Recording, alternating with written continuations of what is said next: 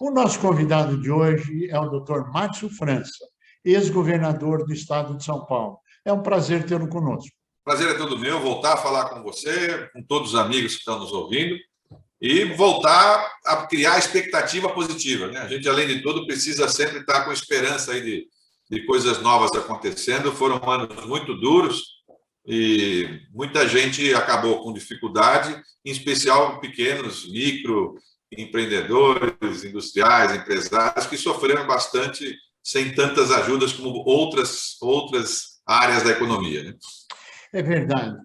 Analisando o quadro, com a sua experiência acumulada, qual a sua análise do Brasil hoje? Olha, Corina, nós estamos tendo um problema grave mundial, evidente, por conta da questão da situação da saúde pública.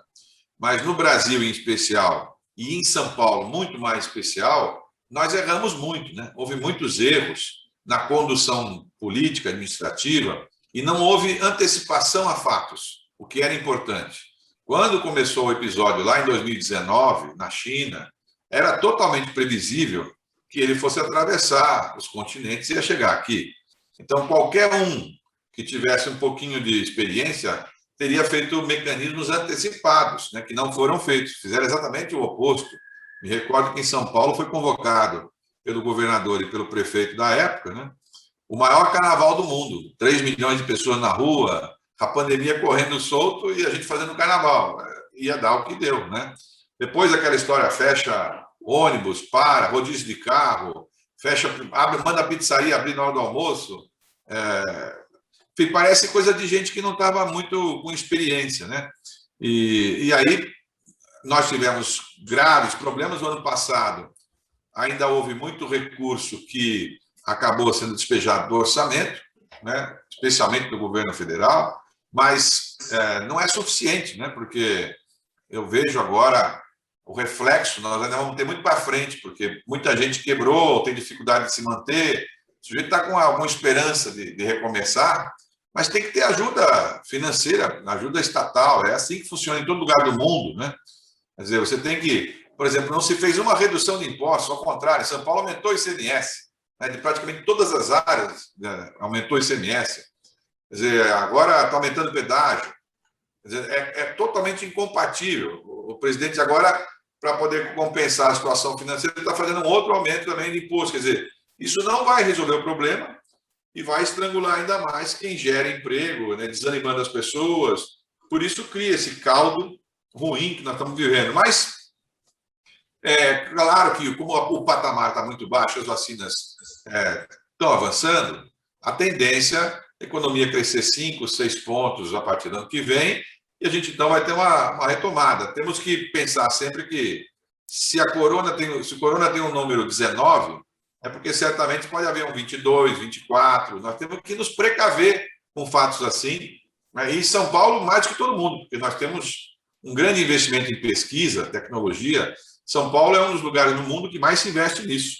A gente investe mais em pesquisa e tecnologia do que alguns países. Então, São Paulo tem que estar sempre na vanguarda.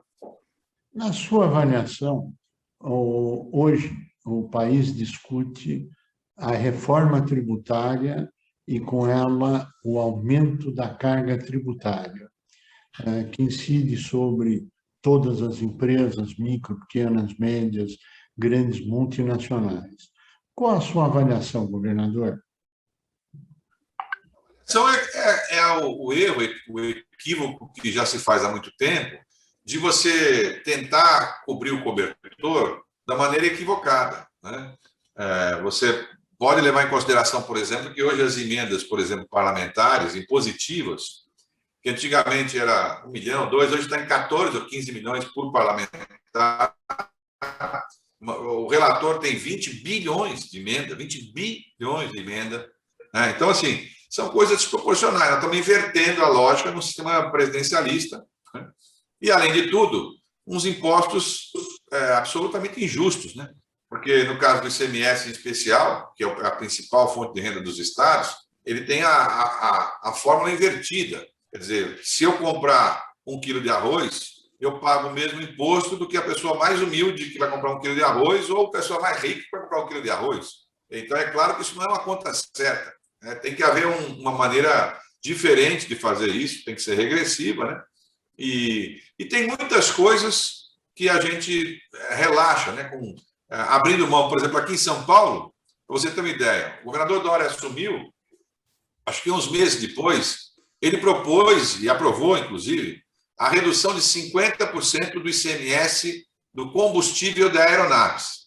Então, no caso de São Paulo, houve uma redução de 900 milhões de arrecadação para 450 milhões. Quer dizer, São Paulo abriu mão de 450 milhões de arrecadação em combustível de avião, em alguns meses, né?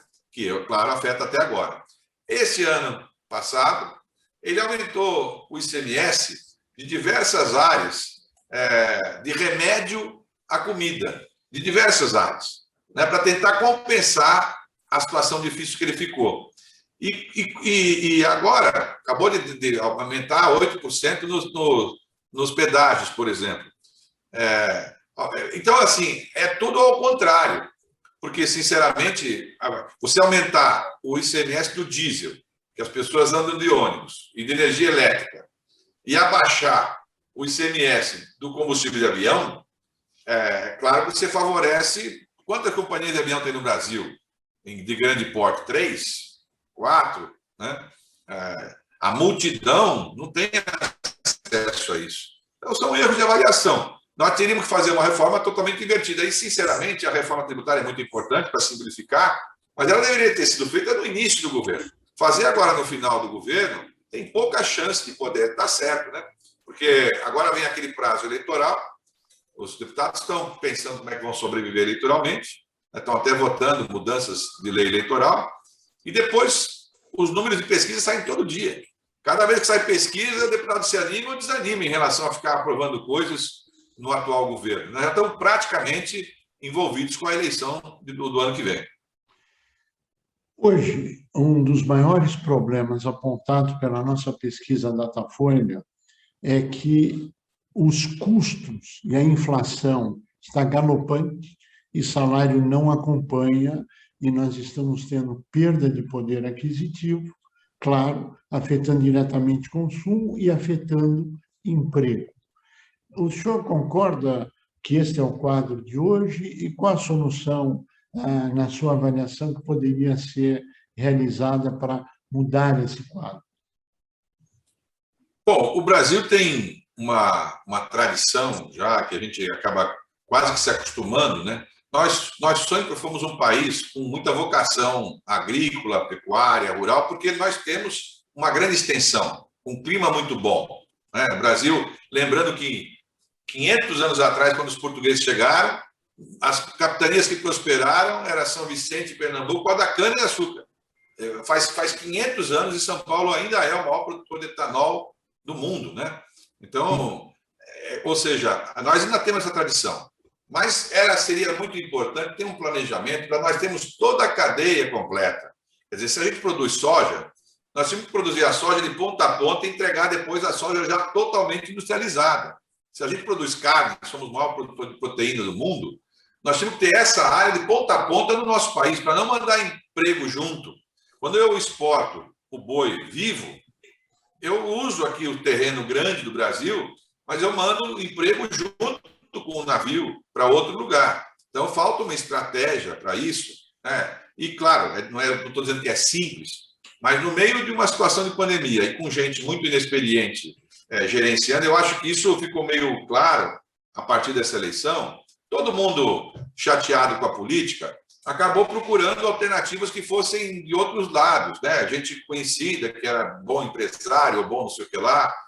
E acontece que, quando chega na hora de uma confusão, se você tiver um avião e tiver uma turbulência bem grande, com vento, e vai ter que pousar num aeroporto pequeno, as pessoas vão procurar alguém com mais experiência, porque você não vai entregar a sua vida na mão de quem não tem, porque eles não estavam acostumados a passar por uma dificuldade. Eu me recordo que eu assumi o governo de São Paulo, uns dias depois houve aquela greve do caminhoneiro, você se lembra, Curi? Lembro. Como é que foi? Parou o Brasil inteiro, enfim. E eu ligava para um, o pessoal falava, olha, Márcio, não se meta nisso. Como eu não vou me meter? Sou governador, vou deixar parar o Estado? Você tem que... Você elege os políticos para resolver problema, não para criar problema. né? Então, eles têm a obrigação de se antecipar aos problemas. E não foi o que foi feito. A gente ficou meio que na maré, boiando, né? Então, estamos até agora, boiando na maré. O que tem que ter agora é preparar para essa outra fase. Começou agora, então, a vacina com mais rapidez. Por exemplo, o que nós vamos fazer com os milhões de crianças da rede pública que simplesmente não tiveram aula nenhuma? Não é mentira a aula à distância, porque grande parte da população não tem computador, não tem Wi-Fi, não tem internet. Então, nós vamos pular 2 anos na vida dessas pessoas? Vai ficar mais injusto ainda. Então, nós temos que preparar isso. Nós temos que nos preparar. Quantas pessoas adiaram cirurgias, problemas, enfim, por conta da pandemia? Isso tudo vai desaguar no começo do ano, né? Que as pessoas vão voltar à sua vida normal. Então, nós precisamos nos preparar para esse sentido. E tem que ter criatividade. Né? Sem criatividade, o poder público fica muito incomum. É como você falou, o que eles fazem? Não, aumenta imposto que a gente arrecada mais. Só que tem uma certa hora que a capacidade de cobrança também não consegue, o sujeito quebra. Aí também não paga. Então, na verdade, você não arrecada, você pensa que vai arrecadar, é igual o Dória aumentando todos os ICMS. O aumento de venda do comércio de automóveis usados, eles aumentaram 130% do ICMS. 130%. Veja, não é normal, no meio de uma situação dessa, você aumentar 130%, ou seja, é para a pessoa não pagar. Aí a pessoa não paga, começa a ter um problema jurídico para você discutir. Então, falta criatividade. Né?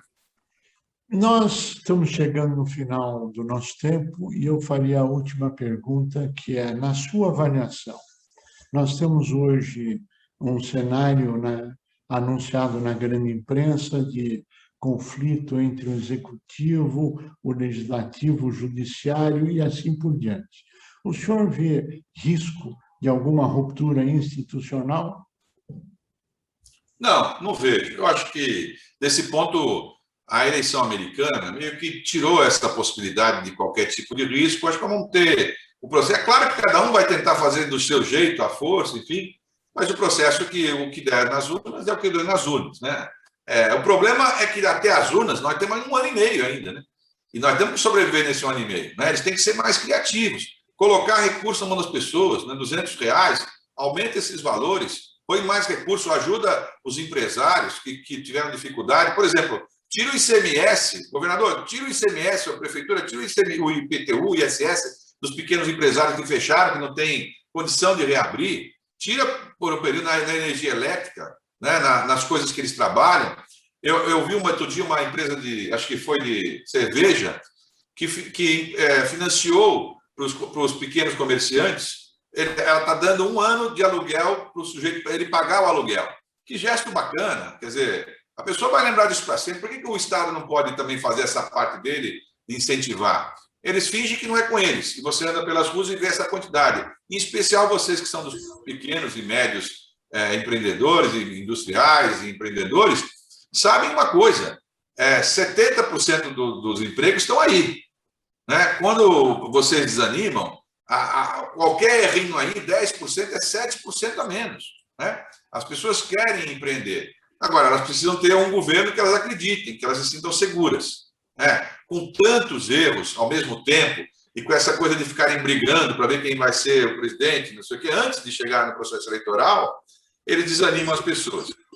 A única vantagem é essa, que democracia, a cada 4 anos você tem a chance. Se a pessoa mentiu para você, você pode não votar de novo, e aí, enfim, vem outro, e assim vai. Né? É o que a gente espera. Ano que vem tem eleição, a gente espera isso. Márcio França, nós queremos agradecer muito a sua participação, pelos seus posicionamentos. Esperamos que a democracia prevaleça, e é o que nós estamos fazendo, e, mais uma vez, agradecer a sua participação no nosso programa. A você que esteve conosco, o nosso mais profundo agradecimento, com a certeza que estaremos juntos na semana que vem. Até lá!